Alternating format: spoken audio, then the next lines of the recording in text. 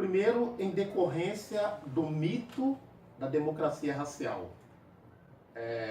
Que é o mito da... Eu prefiro falar de ideologia da democracia racial. Por que ideologia? Porque é um falseamento da realidade. Na perspectiva marxista, a ideologia é quando você mascara a realidade. Então, o mito fundador da ideologia é de que no Brasil, harmoniosamente, se constituiu o país a partir do encontro harmonioso das três raças, do índio, do negro e do branco. Isso estão nos livros didáticos, não é? Então, racismo seria aquilo que acontecia na África do Sul, do apartheid, ou na América do Norte, né? O racismo, vamos dizer assim, do apartheid, da separação de corpos. E no Brasil, não tendo esse racismo de separação de corpos, não teria o racismo. Então, institucionalizou-se essa ideia de que nós vivemos harmoniosamente desde o momento da colonização. E esse foi um discurso, inclusive, do colonizador português em todas as suas colônias. Os portugueses, com o discurso do lusotropicalismo, eles diziam o seguinte: olha, se fizer uma comparação da colonização inglesa, francesa, belga, alemã, com os portugueses, nós fizemos a melhor colonização, a colonização mais harmônica, que nós não fizemos separação de corpos. Então institucionalizou-se, né, nas instituições do Brasil e nas mentalidades essa ideologia de que não há racismo no Brasil. Daí a dificuldade de combater, porque parece que não existe. Ele existe de uma forma anônima. E quando você não conhece o inimigo, fica muito mais difícil de você combatê-lo. Sim, é uma ideologia montada pelo Estado, sobretudo a partir do século XVIII, com a construção da ideia de raça. Né? O século XVIII, com o advento, né, com o início da modernidade, criou-se a explicação de que existiam na humanidade três raças, né, na perspectiva de uma ser superior à outra, naquela perspectiva do evolucionismo. Então a raça branca seria a raça mais desenvolvida, né, a vanguarda da civilização. A raça amarela, que seriam os indígenas e os asiáticos, seria a que ainda não estava completamente desenvolvida, estava a caminho. E a raça negra, simbolizando a África, seria a raça que estaria no estágio mais inferior. Pessoas intelectuais, isso foi elaborado na academia, sistematizado por um filósofo francês, era um conde, Gobineau. Ele, nas experiências dele, na pesquisa dele, dizia que, por exemplo, a raça branca tem um QI 100%.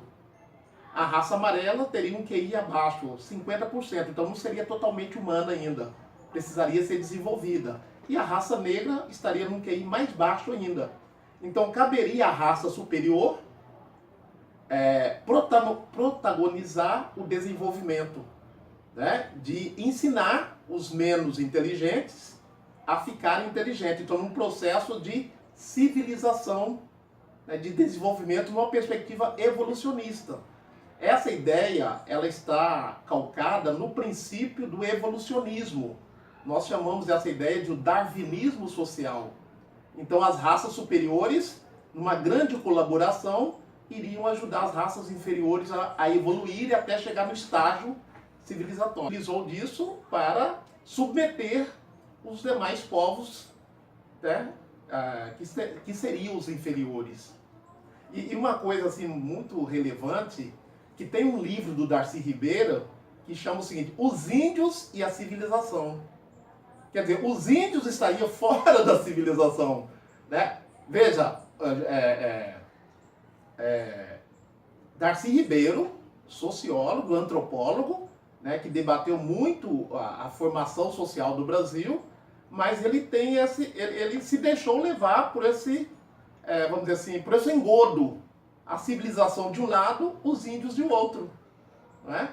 Ele fez o trabalho na melhor das intenções, de valorizar as sociedades indígenas, etc. Mas na perspectiva dele tem esse ranço de evolucionismo, né? De que o índio está fora da civilização.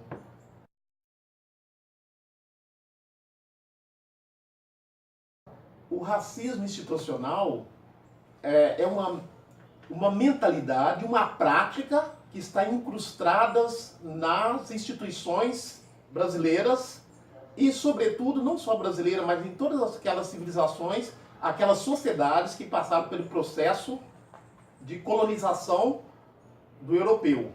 Por exemplo, mais ou menos assim, não existe nenhuma lei proibindo o negro de entrar em nenhuma instituição, né? Mas não se abre a possibilidade de incentivo a ele entrar nas instituições que durante todo o período colonial e imperial lhe foi negado.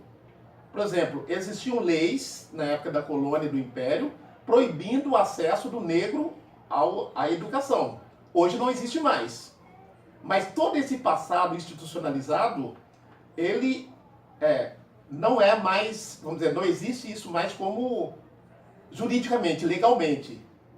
Mas vamos dizer, divulgou-se a ideia de que nem todos os lugares é um lugar para o negro. Então esse é o racismo institucional. Não está amparado por lei, mas a estrutura que veio da colonização mantém esse lugar de privilégio para determinados grupos sociais, né? Então, por isso que temos que discutir o racismo. Ele não é só uma mentalidade, mas é uma estrutura que foi gerada no processo colonizador, né? E que permanece, muitas vezes, as instituições não se veem enquanto discriminatórias, quanto preconceituosas, porque é um racismo anônimo, um racismo invisível, que está no bojo da estrutura da sociedade. Por isso que é preciso políticas, né, políticas para combater esse racismo invisível. Ele é invisível, mas não quer dizer que ele não exista, né? E fica muito mais difícil de combater o invisível do que o visível. Por isso a importância das políticas de cotas de inserção social para as camadas que historicamente foram proibidas de entrar em determinados acessos.